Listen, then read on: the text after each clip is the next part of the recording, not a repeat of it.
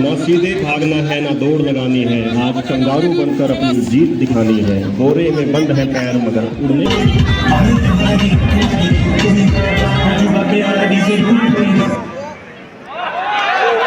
Hi everyone, mayam boy ki channel ase taram nokchari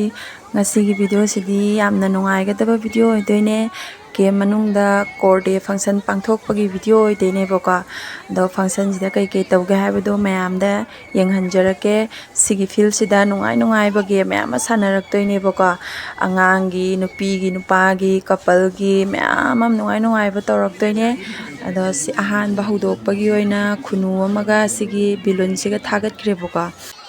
hauji game horani game nungai ba tawrani mayam Mickey Mouse la eboka angang hingsina chenjalliba ado moina chocolate yeli aduga angang hingsina haraudana uba sida chenjannariba photo loba khara video loba khara tawri mayam se punna core day function se sahi khudingi amamuk pangthoe eboka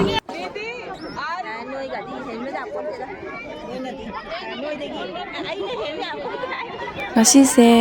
isagi cultural dress loina setnai boka ado khoi ju manipur dagi family ahum leye ado khoi ahum su phasana phanek mayek nai bi setle duga la e function se yauba duga sina akhoi gi game ama sana dore boka couple gi ne boka check ani thamani check se amada khong tharingai da amamuk mang da thangatoi ba duga sumaina sattoine ado aishu yaure जो भी प्रतियोगी shoulder पे हाथ लगा के help लेता है, participant team से अनुरोध है कि उसको बाहर निकालें। वो डिस्क्वालीफाई हो चुके हैं, किसी भी चीज का हेल्प नहीं ले सकते हैं। ये ऑर्गेनाइज टीम ध्यान दे।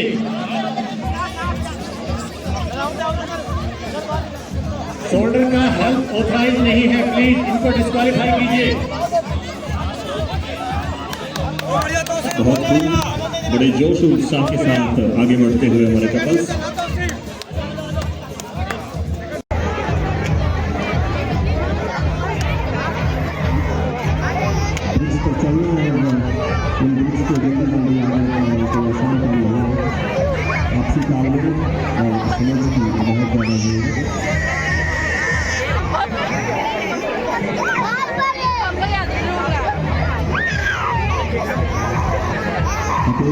aigi ichanupi sanathoi se ichi khoina lahobane boka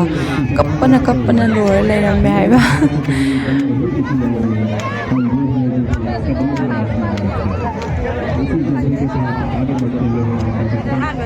moi maning lehore ne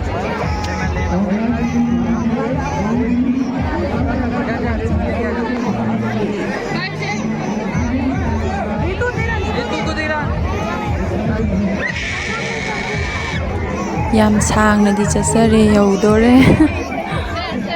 check ta khong thammaga chatpase loire aduga mathangda muk angangi jalebi race tawrani si jalebi race tawnaba jalebi ne sida langlenga langda lenga puthori se ahan bagi sela iba kangu se se sahi taruk phogi manungda leiba angang ne boko asom dagi wang dagi chela ani aduga jalebi se charaga chen gi toine boko aduda hana yoba angang na first second third khan doine ba पूरे उत्साह के साथ वापस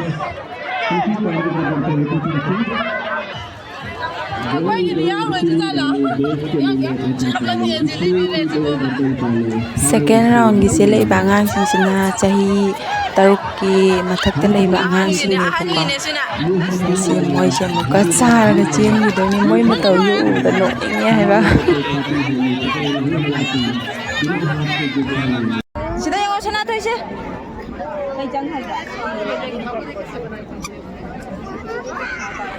हमने जीत का ठाना है, अब हमारी बारी है, अब हमारी बारी है। sida nupi leppisingsina amuka moina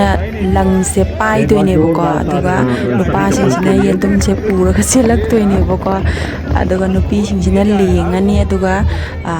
yetumse da langse lenga amuka chenkidoinebako yetumse puraga aduga first taba second third khandoinebako yam nokningjani sisu yam kanna chendriyo matangi game sina mo spoon race ne bako spoon sida limon se hapaga chattoy ne bako tahan davida आगे ने कि वे सभी प्रतिभागियों को जल्द से जल्द competition के लिए तैयार करें। Participant be ready Bora sida makong se hapchala तैयार हो जाइए मजेदार और जोशीली प्रतियोगिता के लिए सेगमेंट जहां फुर्ती संतुलन और हंसी तीनों साथ साथ वीडियो से लोए फो से खींचने काम नहीं सर पीछे हो जा थोड़ा okay participant ready on your mark good ball बढ़िया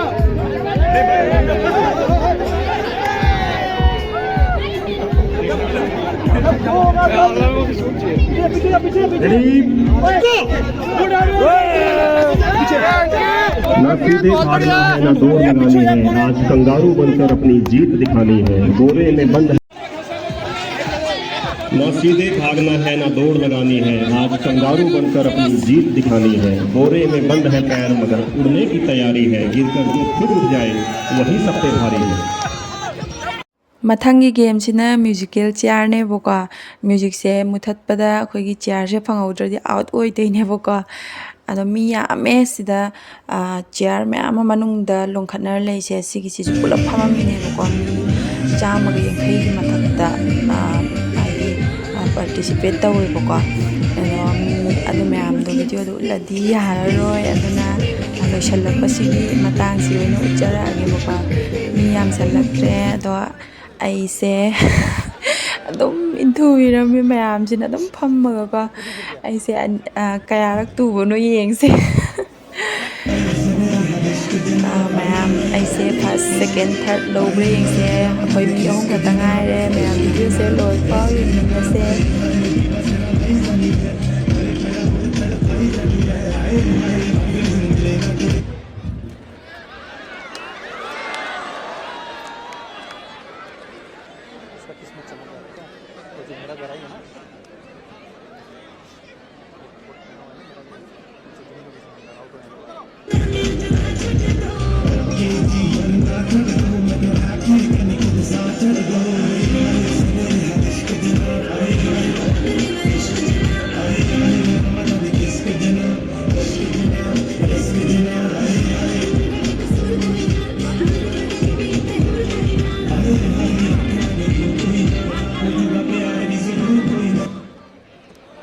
मैम ऐसे फर्स्ट तागद्रा सेकेंड तागद्रा हाइबदो वीडियो से लोइद्रिङाइदा कमेंट दा हाइबिरमो मैम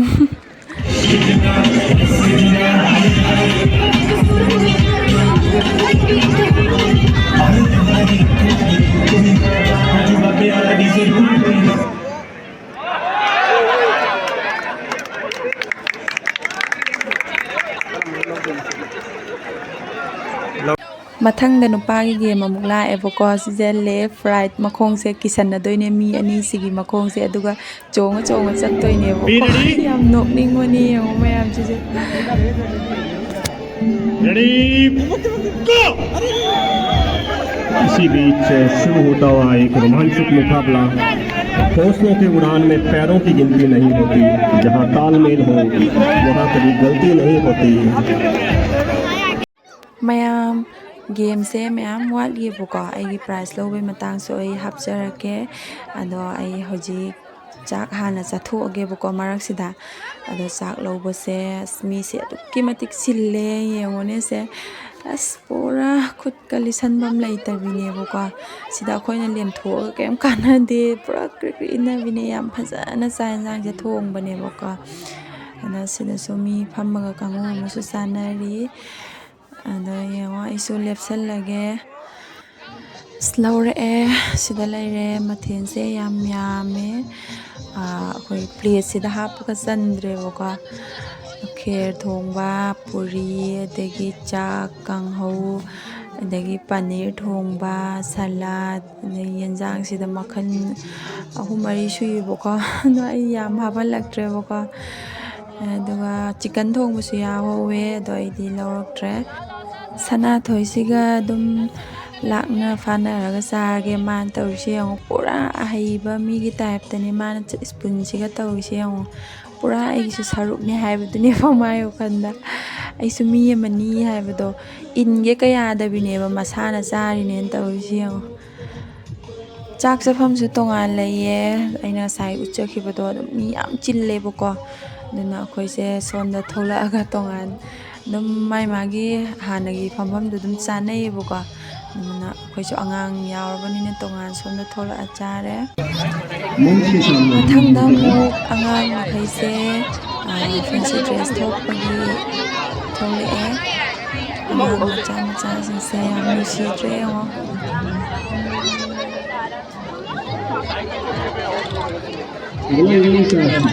ꯀꯔꯤꯅꯣ ꯄꯪꯆꯠꯇ ꯆꯠꯂꯤꯁꯤ ꯑꯁꯣꯝꯗ ꯄꯨꯔꯤꯅꯦ ꯑꯁꯣꯝꯗꯩ ꯂꯥꯛꯇꯣꯏꯕ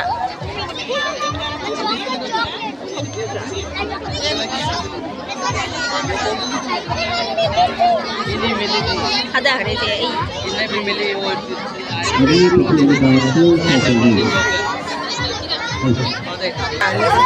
ꯖꯦꯜꯗ ꯂꯩꯕ ꯃꯊꯪꯗ ꯑꯃꯨꯛ ꯁꯦꯀꯦꯟ ꯔꯦꯁ ꯇꯧꯅꯕ ꯁꯦꯝ ꯁꯥꯔꯦ ꯑꯗꯣ ꯁꯤꯁꯦ ꯏꯁꯂꯣꯗ ꯈꯣꯡ ꯇꯥꯍꯟꯗꯕꯤꯗ ꯊꯧꯗꯣꯏꯅꯦꯕꯀꯣ ꯑꯗꯨꯒ ꯁꯨꯝ ꯑꯥꯗ ꯃꯤ ꯂꯦꯞꯄꯤꯁꯤ ꯐꯥꯎꯕ ꯆꯠꯇꯣꯏꯅꯦ ꯍꯟꯗꯛꯀꯤꯁꯤꯅ ꯑꯔꯣꯏꯕ ꯒꯦꯝ ꯑꯣꯏꯗꯣꯏꯅꯦ ꯃꯊꯪꯗ ꯑꯃꯨꯛ ꯄ꯭ꯔꯥꯏꯖ ꯌꯦꯟꯊꯣꯛꯄꯒꯤ ꯊꯧꯔꯝ ꯇꯧꯔꯦ ꯑꯗꯣ ꯑꯩꯒꯤ ꯃ꯭ꯌꯨꯖꯤꯀꯦꯜ ꯆꯤꯌꯔꯒꯤꯗꯣ ꯁꯦꯀꯦꯟ ꯇꯥꯔꯦꯕꯀꯣ ꯑꯗꯣ ꯚꯤꯗꯤꯑꯣꯗꯤ ꯑꯝꯇ ꯅꯝꯕꯤꯔꯝꯗ꯭ꯔꯦ ꯑꯗꯣ ꯑꯩ ꯌꯨꯝ ꯌꯧꯔꯒ ꯄ꯭ꯔꯥꯏꯖꯁꯤꯁꯨ ꯀꯩ ꯑꯣꯏꯔꯝꯒꯦ ꯍꯥꯏꯕꯗꯣ ꯃꯌꯥꯝꯗ ꯌꯦꯡꯍꯟꯖꯔꯛꯀꯦ ꯑꯩ ꯌꯨꯝ ꯆꯠꯅꯕ ꯊꯣꯛꯂꯛꯑꯦ ꯊꯣꯛꯂꯛꯄꯗ ꯗꯨꯀꯥꯟꯁꯨ ꯃꯌꯥꯝ ꯂꯩꯔꯝꯃꯦꯕꯀꯣ ꯑꯗꯨꯒ ꯑꯩ ꯊꯣꯛꯆꯔꯛꯑꯦ ꯑꯗꯣ ꯁꯥꯏꯠ ꯑꯃꯗ ꯑꯩ ꯊꯣꯛꯂꯛꯑꯦꯕꯀꯣ ꯑꯗꯨꯒ ꯑꯩꯈꯣꯏꯒꯤ ꯒꯦꯠꯇ ꯗꯦꯀꯣꯔꯦꯁꯟ ꯐꯖꯅ ꯇꯧꯋꯦ ꯑꯗꯣ ꯎꯠꯄ ꯌꯥꯗꯕ ꯑꯗꯣ ꯊꯣꯛꯂꯛꯇ꯭ꯔꯦ ꯌꯨꯝ ꯌꯧꯔꯛꯑꯦ ꯌꯨꯝ ꯌꯧꯔꯛꯄꯗ ꯏꯆꯥ ꯊꯣꯏꯕꯅ ꯏꯆꯥ ꯅꯨꯄꯥꯅ ꯂꯣꯏꯅ ꯃꯥꯗꯤ ꯌꯦꯡꯅꯤꯡꯃꯟꯈꯤꯗꯅ ꯂꯣꯏ ꯁꯦꯒꯥꯏꯔꯝꯃꯦꯕꯀꯣ ꯄꯦꯛꯁꯦ ꯂꯣꯏ ꯀꯥꯏꯔꯝꯃꯦ ꯑꯗꯣ ꯃꯅꯨꯡꯗ ꯌꯥꯎꯔꯤꯁꯦ ꯀꯩꯅꯣ ꯃꯌꯥꯝꯗ ꯑꯩ ꯌꯦꯡꯍꯟꯖꯔꯛꯑꯒꯦ ꯁꯦꯀꯦꯟ ꯑꯅ ꯁꯤꯗ ꯊꯥꯔꯦ ꯑꯗꯣ ꯁꯤꯁꯤꯅꯦ ꯑꯗꯣ ꯑꯩꯅ ꯍꯥꯏꯗꯤ ꯒꯦꯝ ꯈꯨꯗꯤꯡꯃꯛ ꯌꯥꯎꯔꯒꯗꯤ ꯐꯪꯕ ꯂꯣꯏꯅ ꯌꯥꯏꯑꯕꯀꯣ ꯑꯗꯣ ꯑꯩꯒꯤ ꯁꯅꯥꯊꯣꯏꯁꯤꯅ ꯀꯞꯄꯅ ꯑꯗꯨꯅꯅꯦ ꯒꯦꯝꯁꯦ ꯑꯃꯠꯇ ꯌꯥꯎꯕ ꯐꯪꯗꯕ ꯑꯗꯨꯒ ꯆꯦꯛꯇ ꯈꯣꯡ ꯊꯥꯔ ꯆꯠꯄꯗꯣ ꯑꯗꯨꯒꯤꯗꯨꯁꯨ ꯌꯧꯔꯝꯗꯥꯏꯗꯅꯦ ꯑꯩ ꯅꯨꯄꯥꯅ ꯇꯣꯛꯊꯣꯛꯑꯁꯦꯅ ꯃꯥꯅ ꯇꯣꯛꯈꯤꯕꯀꯣ ꯌꯧꯔꯝꯗꯥꯏꯗ ꯑꯁꯨꯛ ꯁꯥꯡꯅ ꯆꯠꯂꯀꯥꯟꯗ ꯑꯗꯨꯅ ꯐꯪꯍꯧꯗ꯭ರೆ ꯁꯤꯗ ꯂꯩꯔꯦ ꯕꯣꯔꯣꯁꯤꯜꯒꯤ ꯕꯥꯎꯜꯅꯦ ꯃꯈꯨꯝꯁꯨ ꯌꯥꯎꯔꯦ ꯇꯥꯏꯠ ꯑꯣꯏꯅ ꯑꯗꯨꯝ ꯐꯥꯖꯤꯟꯕ ꯌꯥꯔꯦ ꯒ꯭ꯂꯥꯁꯁꯤꯁꯨ ꯌꯥꯝꯅ ꯊꯥꯏꯌꯦꯕꯀꯣ ꯒ꯭ꯂꯥꯁꯅꯦ ꯃꯊꯪ ꯆꯍꯤꯗꯗꯤ ꯄ꯭ꯔꯥꯏꯖꯁꯦ ꯃꯌꯥꯝ ꯂꯧꯕ ꯉꯝꯕ ꯑꯣꯏꯖꯔꯒꯦ ꯃꯌꯥꯝ ꯉꯁꯤꯒꯤꯗꯤ ꯂꯣꯏꯁꯤꯟꯖꯔꯒꯦ